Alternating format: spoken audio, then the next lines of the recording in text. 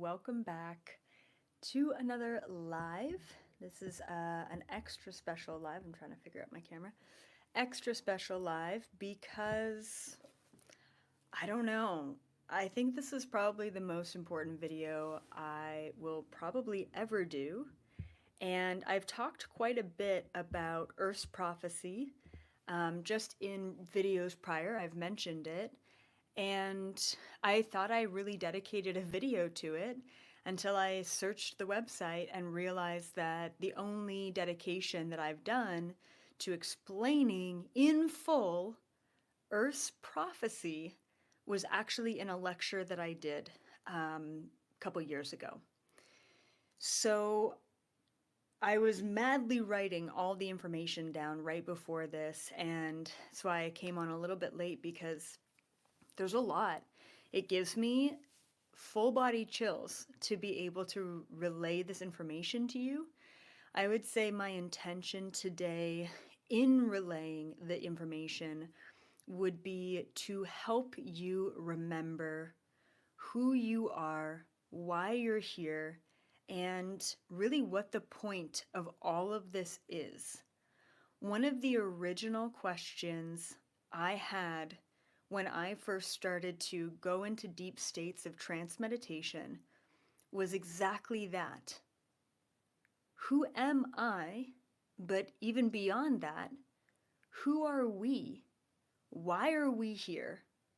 Why are extraterrestrials even bothering with us? What is the point of this? Are we an experiment? Are we something special? Or are we truly just a third dimensional, ant like species existing among many others in the universe? And what I want to start with is this planet is one of the most important planets in this entire universe.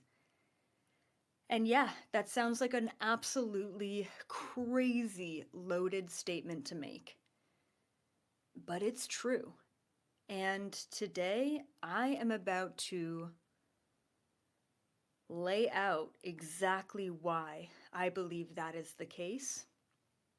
And yeah, hang on to your toques. Sorry, had to throw in a Canadian thing there.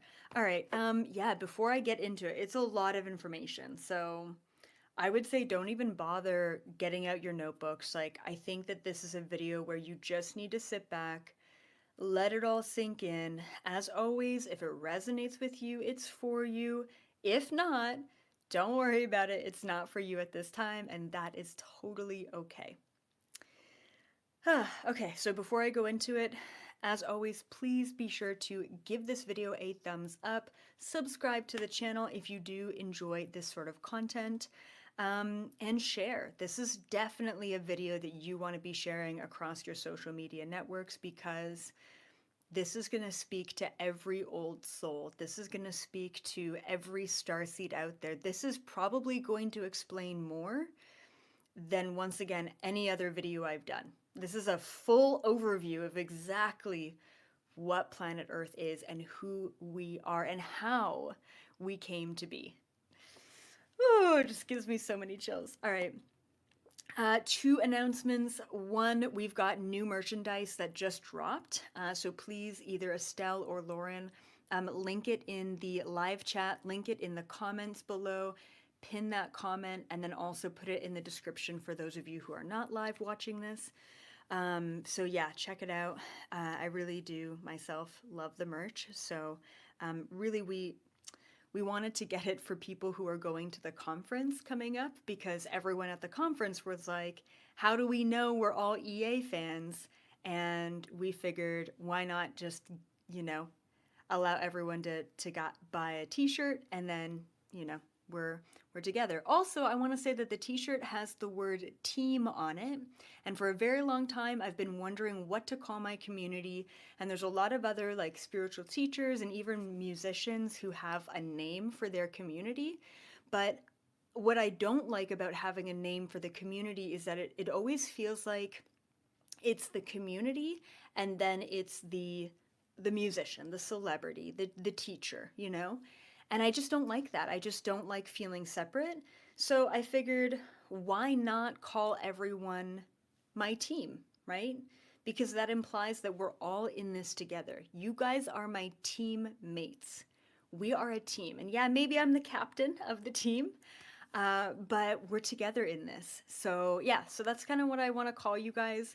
Not that I'm going to use that reference too much, but I really do like that concept of us being a team, you guys being my teammates, and I couldn't do this without you. You can't do this without me, and together we're shifting the world, right? This is not just, it's not an individual sport. It really isn't. And it really helps that the letters EA are right in the middle of team. So that's kind of fun too. All right, cool.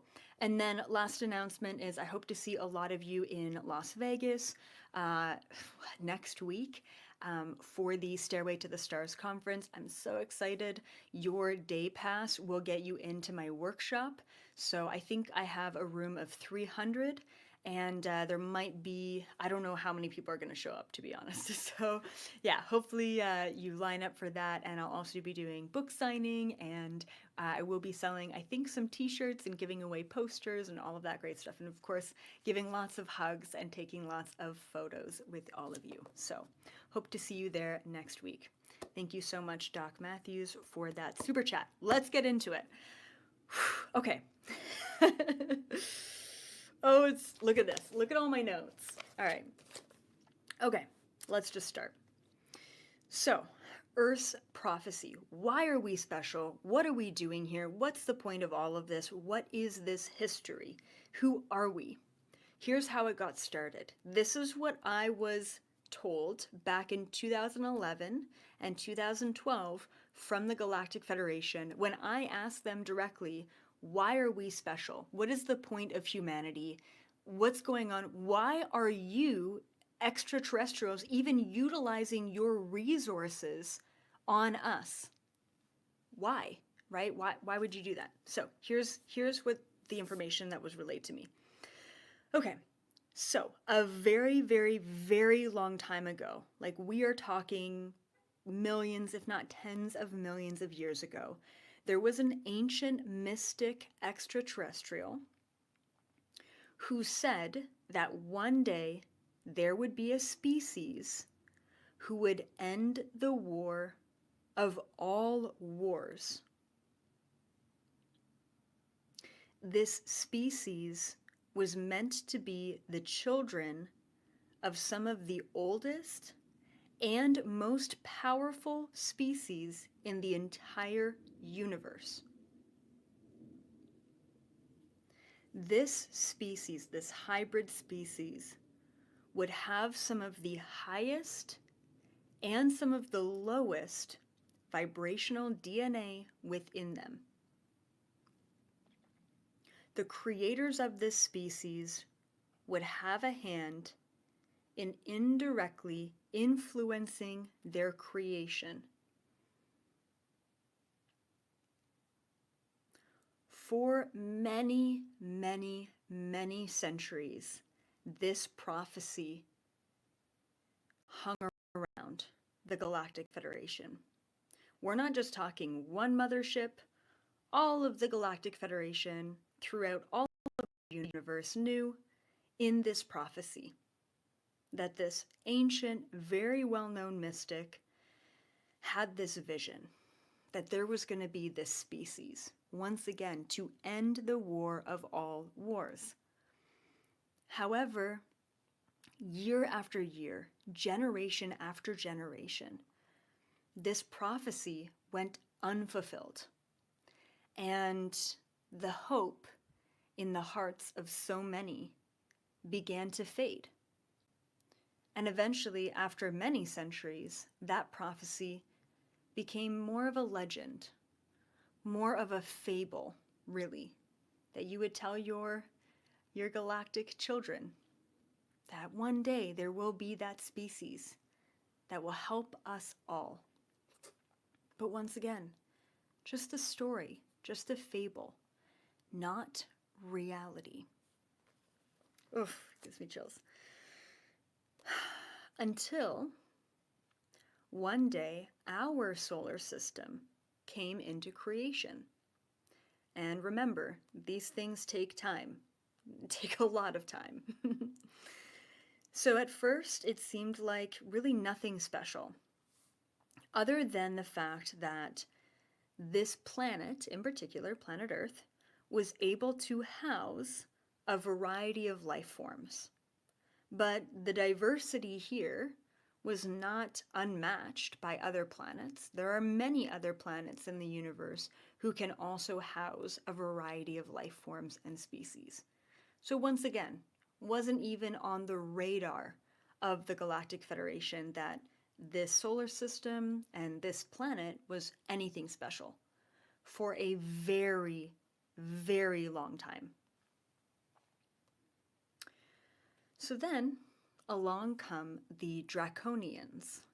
If you don't know, it's another word for the reptilians. There are many different subspecies of reptilian, Draconians, and there's many other words for them as well. And there's a variety of them. Some have wings, some have tails, some have no wings and no tails, and so on and so forth. Some are taller, some are shorter.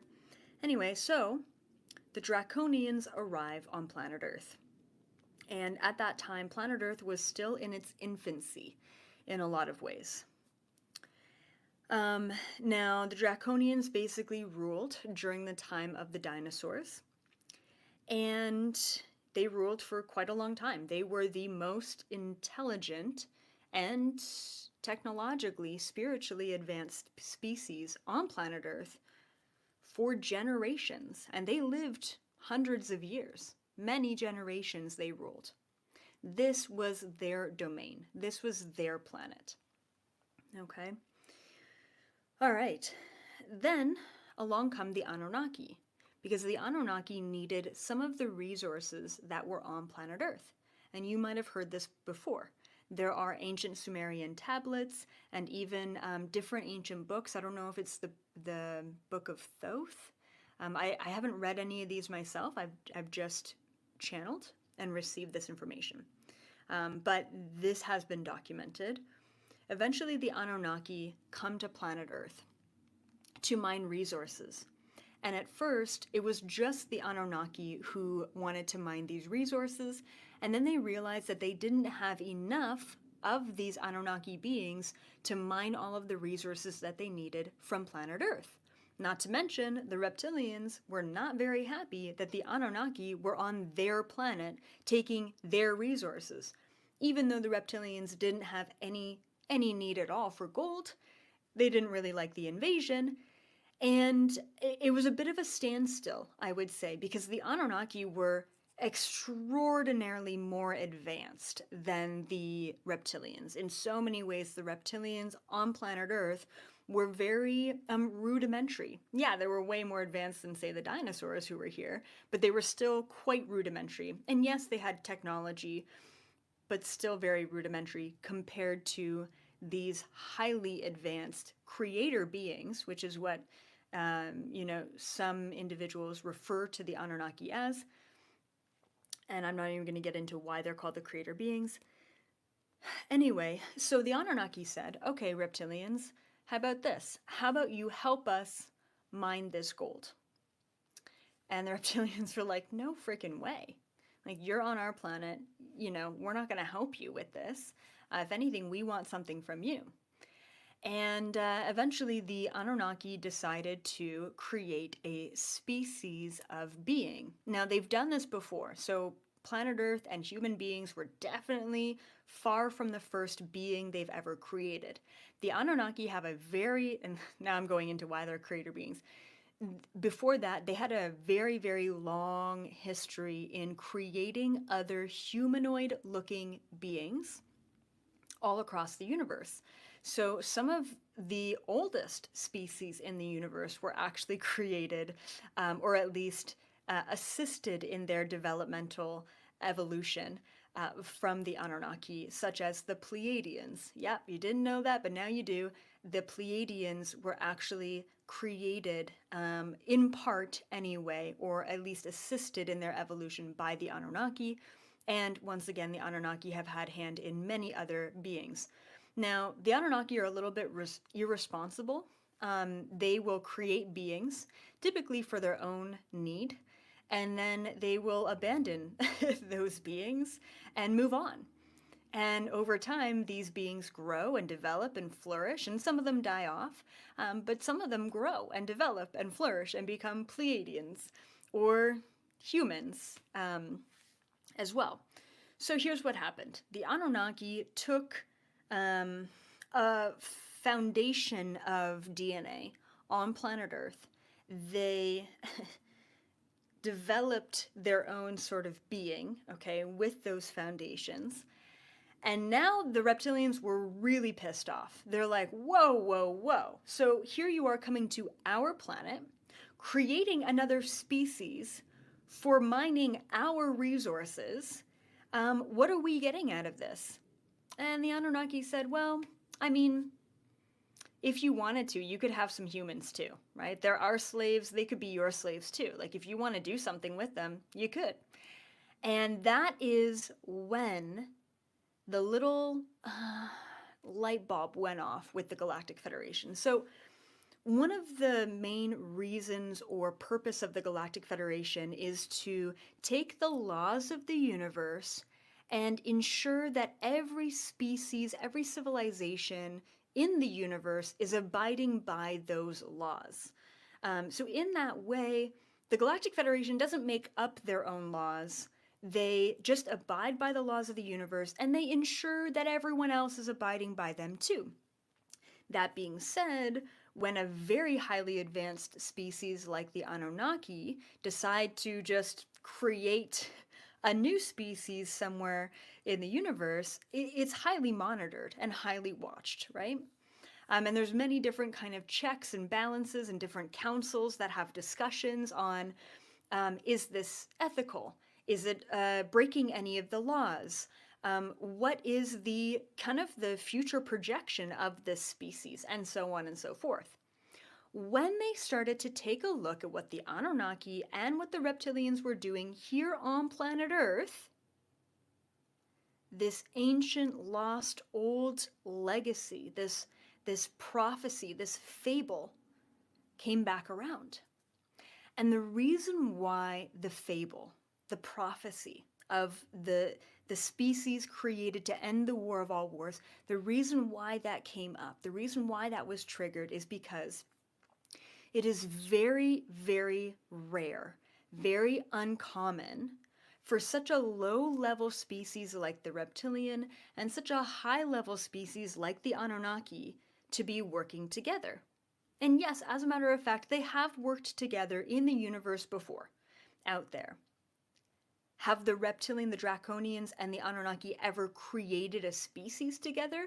Absolutely not. And so here we have the birthplace of human beings, but we also have the realization that this planet, this new budding civilization, this new budding species being created by the Anunnaki and the reptilian, that this was going to be the birthplace of that civilization, of that species. And so then the Galactic Federation said, okay, let's continue this. And that's when the GFL started asking other species to come to planet Earth and also mix their DNA with human beings. And it didn't take long before this rumor of the prophecy planet has been discovered, gives me freaking full body goosebumps, to take hold. And it wasn't long that they were asking for species, but all of the different civilizations, colonies, planetary systems, all were coming to the Galactic Federation to say, we want to be a part of this. If this is legit, if this is the real deal, we want in. And so even the process to accept what species were going to be here to meld their DNA with us, and how they were even going to splice their DNA, and if it was even possible, the amount of testing that was done, which is really kind of funny because the Anunnaki were like, yep, we've done this before, we're going to do it again. And then the reptilians were a little bit different with how they, a little bit more rudimentary, let's say. um, and the Galactic Federation just went full scientific, like full steam ahead on the science behind it. So after that, a lot of the genetic manipulation that happened on planet Earth was more was done in a much more gentle way and a much more scientific way. So, for example, it would be more like petri dish type of stuff to ensure that it was correct.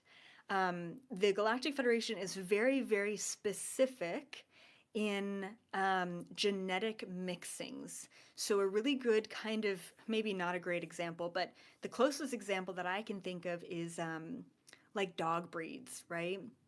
Like, there are certain dog breeds that really should not be bred together.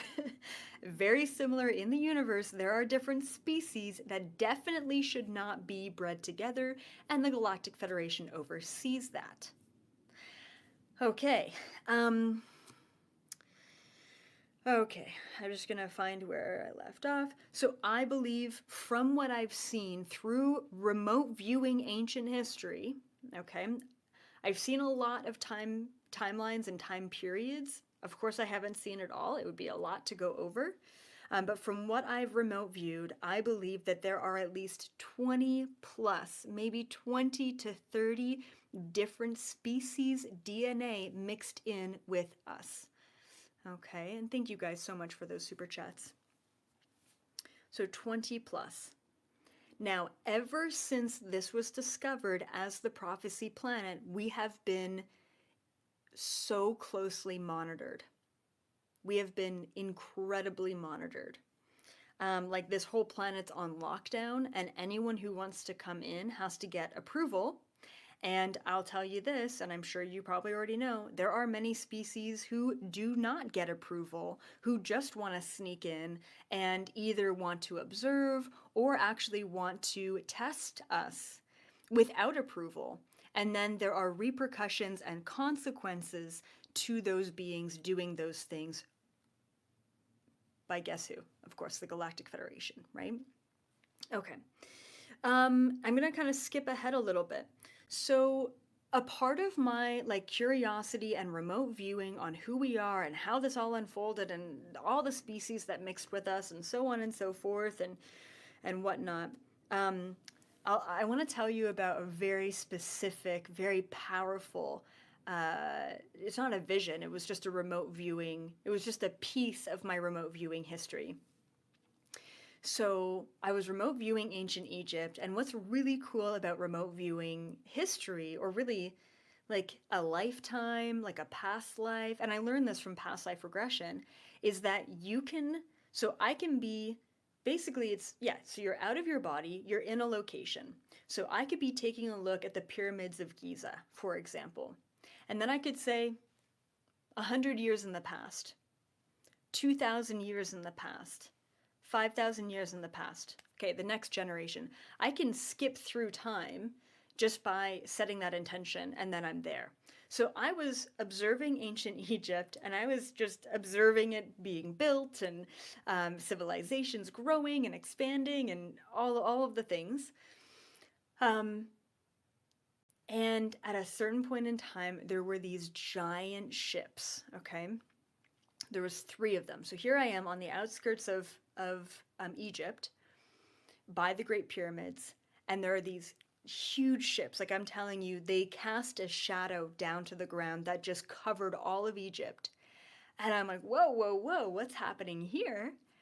And these were the Galactic Federation ships that came down over Egypt that basically told all of the species that were influencing human beings, this hybrid species, and they said, you can no longer be here anymore. You can no longer have influence over the humans anymore. Direct influence, okay?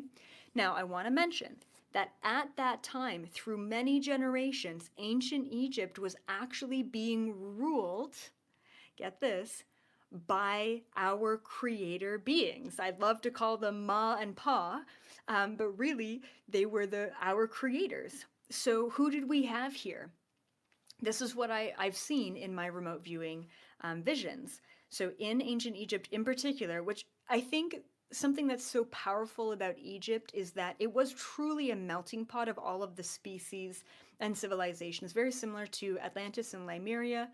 But Egypt in particular, there were the Lyrans, there were the blue avians and other avian humanoid type species. Of course, there were the Anunnaki that were influencing human beings. And of course, there were the reptilians who were also walking around, along with the Pleiadians at that time walking around. And they were regarded as gods. And so there were different phases of each of these creator beings, each of these god-like beings who were overseeing their creation and who all had a different role to play in our influence back in ancient Egypt, and then of course in many other ancient sites all throughout the planet.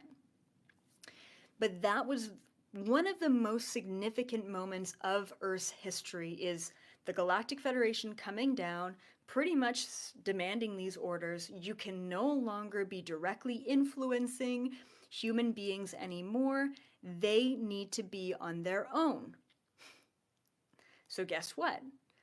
Reptilians were like, whoa, whoa, whoa. No way. This is our planet. You can't tell us to get off of our planet. The humans were created after us, and we are staying. Now, up until this point, the reptilians were very much so, I called them like the managers of the humans.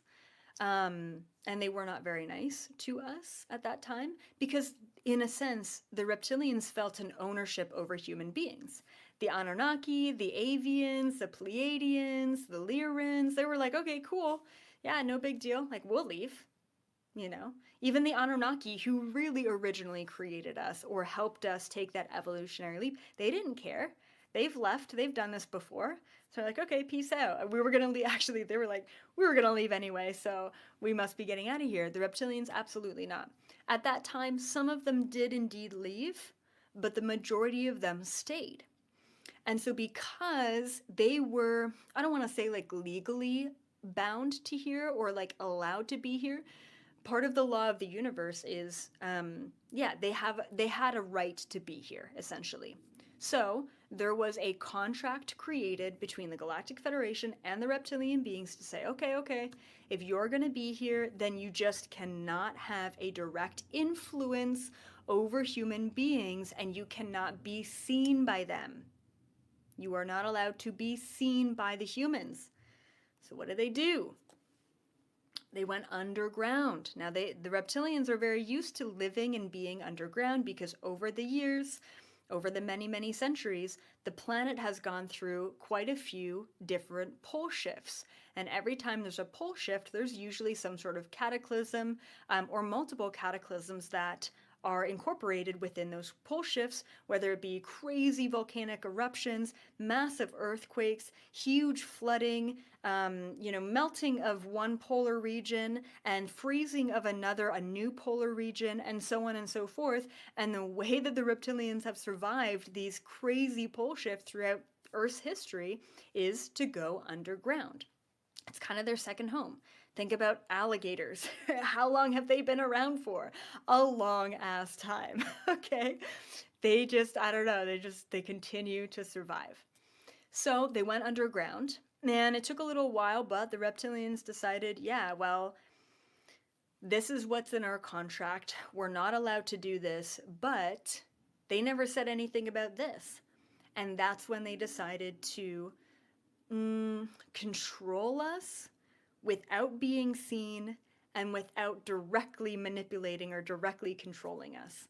And that's when they're like, oh my God, look over here. You should be really scared of this thing. And we're like, oh, really? Okay, yeah, we're definitely going to be scared of that thing. Hey, they're not, they're still abiding by the laws of the universe. And that's why what they've been doing has been allowed. is because they know the laws of the universe, they know the laws of karma, and they continue to get away with their actions because of that. And of course, they won't anymore because, simply put, the vibrational frequency of the planet is going to literally either make them shift or like kick them out, right? Like there's no running from there's they can manipulate a contract, but they can't run from vibration, if that makes sense. Okay, I'm just going to go back to my notes. They were all sent away. Reptilians were still here, sent underground. Okay. Oh, it's a lot. It's a lot. But hopefully this is vibing with you. Hopefully this is resonating or bringing something up in your starseed soul. Okay. So reptilians were manipulating covertly. So when the reptilians started to manipulate covertly, because this planet was known at that time as the prophecy planet, the Galactic Federation said, there's nothing we can do about the reptilians manipulating humanity. And the reason why is because, and I know it's like it really sucks, but whatever, obviously they weren't abiding by, they weren't like crossing any of the laws of the universe. So the Galactic Federation couldn't say anything about that. But then also we were really their creation. Like the reptilians were part of us. And the prophecy, okay, of this species to end the war of all wars, it states, and I said it here, that the creators of the species would have a hand in indirectly influencing their creation. It was a part of the prophecy to state that the creators of this species were allowed to have an indirect influence of their creation. So here's where the Galactic Federation steps in with their own individual strategy. So they said, if we can't really do much about what the reptilians are doing with this really powerful species, this hybrid species, then what can we do to offset that manipulation? And there was a large variety of things that the Galactic Federation strategized and implemented to try and get us back on the right track. And I'll give you an example of one of the biggest things that they did, and then I'll tell you what they did that finally stuck. I had a whole conversation with them, and I think they gave me like 4 or 5 examples because I was really curious. But this is one of the ones that I remembered. So back in ancient Lemuria and then ancient Atlantis, one of the Galactic Federation strategies was to give these hybrid beings all knowledge. Okay, and when I mean all knowledge, it means that humans, and I want to go humans at that time because they were more hybrids than, say, what we are today. A lot of our DNA has been kind of deactivated in a sense. So back then we were much more activated, and we were allowed to be born into ancient Atlantis and be born into ancient Lemuria with all of our soul's memories, which means that all technological advancements from the cosmos, all DNA strands, all things like telepathic abilities, even telekinetic abilities, understanding of energy, reincarnation, all of our information was accessible to us back at that time. Fantastic, right? Wrong. Here's what happened. Here's the problem with having access to all of the information and being stuck in a body and a planet that didn't necessarily have all of the same things that we have out there. We had especially Atlanteans. Lemurians were much more like chill about their knowledge, much more sacred about their knowledge. Atlanteans, what happened was they wanted to advance very rapidly, and they had no accountability. Because they were just essentially born with a silver spoon in their hand, okay? they didn't have to, I don't want to say they didn't have to work hard to gain access to that information, but they just took it and ran with it. And the problem with that is they wanted to advance and develop and move forward so quickly without any checks or balances, without any accountability, that basically they needed to be stopped. And the Galactic Federation was like, well, shit, that was not the right thing to do. To give them everything, all knowledge, all information, all access to technology, because they were almost too powerful too quickly without the accountability. That's what happened with Atlantis. Okay, and I have actually a whole Atlantis video if you want to check it out on my website and you want to know more about that. Okay. Yes. Another example of what the Galactic Federation tried to do over the years to help offset the manipulation from the reptilians was, and this is a really funny one. I personally felt like I laughed at this one, but maybe you won't find the same humor. So they sent angels, angelic beings, down as messengers. Isn't that interesting? Doesn't that remind you of a couple of religious stories? And the problem, that's just so funny.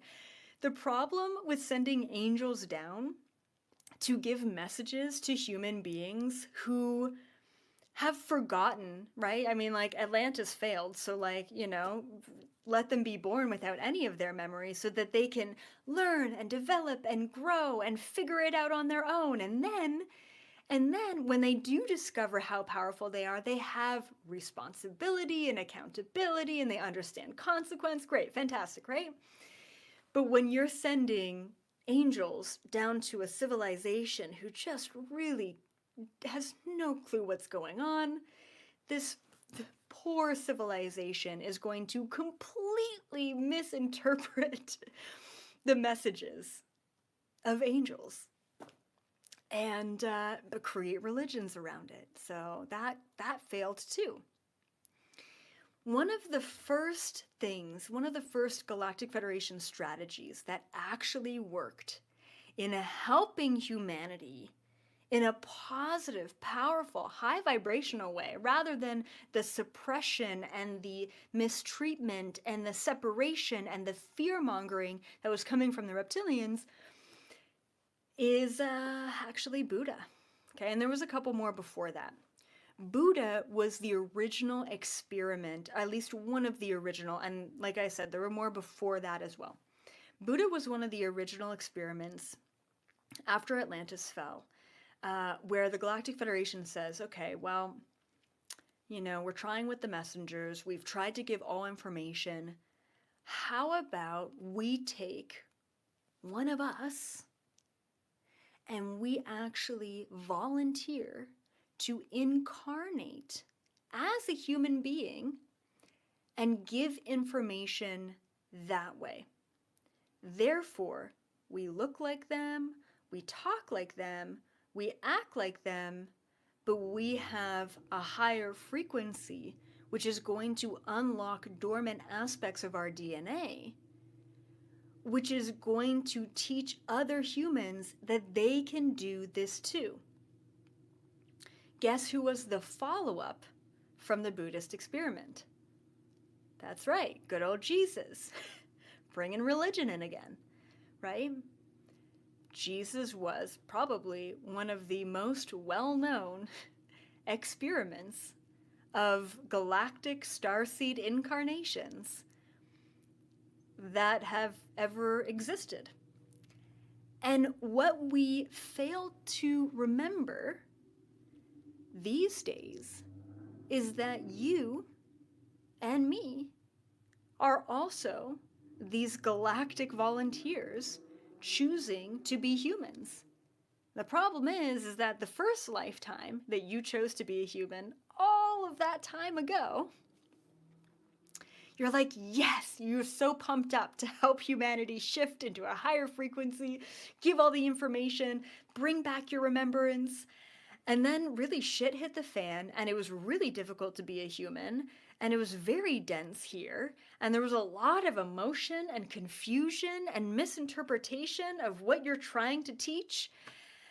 And you got a little bit disappointed, and then you reincarnated again and got a little bit more disappointed and reincarnated again, and then all of a sudden you kind of gave up on your mission. Because you're like, screw them. They're just not getting it. As a matter of fact, I'm getting killed every single time I try and change someone's mind. So, yeah. And here we are. It was like a little like side feature to this information. So finally, it was through the experimentation of galactic volunteers that the Galactic Federation finally understood how they could help, in an indirect way, this very highly prophesized planet Earth and very highly prophesized species. Okay, I have a couple more points that are really important. Okay. So, it was just about 2 years ago. Okay, so I did a bunch of remote viewing. I asked my questions to the Galactic Federation. I received all of that information. And then it was 2 years ago. Like, actually, I want to say it was more so like 5 years ago, maybe 6 years ago. It was back in 2017. I remember I went up to the Galactic Federation mothership and I asked them directly, and I said, you know, I've never really thought about it, but once human beings choose, and we're going to get to fast forward of what are we supposed to do here, right? Like, what are we now as this hybrid prophesized species? What are we supposed to do here? So I said, you know, once we become awakened, then what? How are we the species to end the war of all wars? And they would not tell me. They would not tell me. They said, you are not meant to know right now, and humanity is not meant to know right now. It wasn't until 2 years ago, so I want to say like maybe 2020, maybe 2019, maybe even 2021. Honestly, it's like kind of a blur, but they finally told me, and it really blew my mind. Okay. So I always originally thought, upon hearing all of this information about our history and our development and the prophecy, I always thought that, okay, well, human beings have some of the highest and some of the lowest vibrational DNA in the entire universe in our body. We have that in our body. And these incredibly powerful beings are our mothers and our fathers. They are our creators, right? In a sense. So I always knew that it was a choice. It came down to a choice. And yes, we could be indirectly influenced. However, it was up to us, and it still is, it's up to us and our own free will to choose what DNA we want to activate. Do we want to be greedy and selfish? And do we want all knowledge and information and power and wealth and resources for ourselves? Or do we want to choose unity? Do we want to choose working collectively together to better not just this planet, but the entire universe? What choice do we want to make? What DNA do we want to activate? I always knew that it was a choice. And I just figured, because they wouldn't tell me back in 2017, I just assumed that based on the choice that we make here, all of the reptilians, Dracos, all of the Pleiadians, all of the Galactic Federation just have to say, okay, great. Hello, everyone. Yes, so the humans have chosen, and they chose the light. So that's what we're going to have in the universe. We're going to have just light. And then, so I just assumed, right? And then I started thinking about it a couple years ago, and I'm like, no way. No way will the Draconians just be like, yep, the humans have chosen. And because we created them, or we helped create them long, long ago, we're going to respect their choice, right? There's no freaking way they're just going to concede. It's just not going to happen. So finally, I asked again, just like 2 years ago, and they finally gave me the answer. And here's what they gave me, and I still don't think I have it all, but I'll just kind of give you the little piece that I gained. Essentially, they told me that, as always, take it or leave it, okay? Just don't shoot the messenger. They told me that human beings are so powerful that we are a threat to the ones who, okay.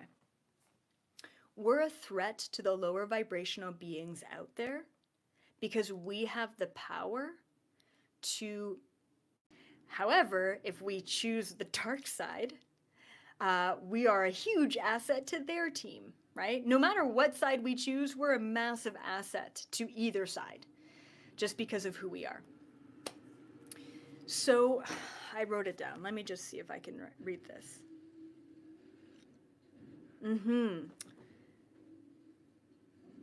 So the awakened humans from Earth, that's what we're called, the awakened humans from Earth, become the overseers of the universe. There is no stopping us. That's the message that came through. We become so powerful in making a choice and understanding who we are that there's no other being that will be able to contend, not with us now, we're still literally cavemen, okay? But our future selves become so powerful that all of the lowest vibrational beings cannot keep up with their antics anymore, if we choose the light, okay? Now, this kind of reminds me of, this is just such a random reference, but in Super Mario Bros, there's a little creature called Jigglypuff. You know that like pink, like that cute little pink thing that like sucks Super Smash Bros. That sucks the power from another character and then becomes that or has that power and that ability. Okay. Also reminds me of the character, I'm like nerding out here, the character Rogue from the X-Men. She touches another mutant and obtains their ability. We are like that. And then the other thing, when the Galactic Federation finally told me that it's not just a passive role we're going to have, it's very much so an active role we're going to have in correcting the universe and ending these wars, it also reminded me of Superman. Okay, because Superman was essentially what, like when he was younger, he wasn't a threat. He just wasn't a threat. He was vulnerable himself. We are being manipulated when we are in our infancy so that we choose that dark side. So that all we want is greed and power and control and resources. We are being bred to create that as a reality. The funny thing is, though, is the more they push corruption, the more they push fear, the more they push lack, the more starseeds are awakening to wanting the opposite. The more we want unity, the more we want equality, the more we want connection and authenticity and accountability and responsibility, the more corruption we see in the world, the less we actually want to choose it. And this is the problem that the dark side gets into every single time. They think they've got it all figured out, but they have no idea how the light works. And how it works is when you taste something, it doesn't taste good, you're like, I don't think I want that. I don't think that sits well with me. And so I want to leave you off with this. Our mission. Our mission as galactic volunteers. Our mission as starseeds. Our mission as one of the most important species to ever exist in the entire universe. Sitting here, drinking our coffee, watching YouTube on this floating planet that's quite small in relativity. Our mission here is to utilize our free will and choose. But before we choose who we want to be and where we want to take that energy, we have to remember. That's it. If all you do in this lifetime is remember who you are and make a choice in who you want to be, you never even have to give a second thought into what's going on out there. Because your choice, your actions, your focus in who you want to be, in how you want to show up as a human for yourself and the planet, that right there is making that choice for the collective. But first we have to remember. And I'll leave you off with one more thing. And this is something that I very recently started to contemplate myself. I believe that it's actually not a choice between light or dark. I think that if we were to choose and we were to say that the light is winning, yeah, that could be reasonable. But I think the real awareness and the real choice comes down to understanding both. It's okay to have the light and the dark. It's okay to have high vibration and low vibration. As a matter of fact, we live in a binary system. We need to have both. If this universe was just all light, there would be no purpose for individual incarnation as we have it. The entire existence of this universe would cease if we were just light. Therefore, I don't think the choice is between light or dark. I think it's to choose neutrality. I think it's to choose objective awareness. I think it's to accept the darkness just as much as we accept the light, on the condition that whoever wants to be separate from source can be separate from source, and they are not meant to cross that line, battle the light. It's not meant to be a battle. We are supposed to have peace in the universe. And I believe the only way we can have peace is if we activate that source frequency within us, which activates the DNA within us. That DNA gives us the abilities of 20 plus different extraterrestrial species. And with those abilities, we can then enforce neutrality throughout the entire universe. Instead of having just dark and just light, if every individual being accepts and understands and holds both within themselves, then we can continue to be dualistic while also being closer to source than ever. This was a long video. I hope it all resonated with you, and if not, that's okay too. Be sure to give this video a thumbs up, subscribe to the channel if you haven't already, and share this video with those that you love or that you think this could help, because, this is an experiment, but we're We're important, and we need to remember that. And that's my job here, is to help you remember what you already know. Until next time, I will see all of you in a non dualistic, neutral, fifth dimension reality. Bye for now.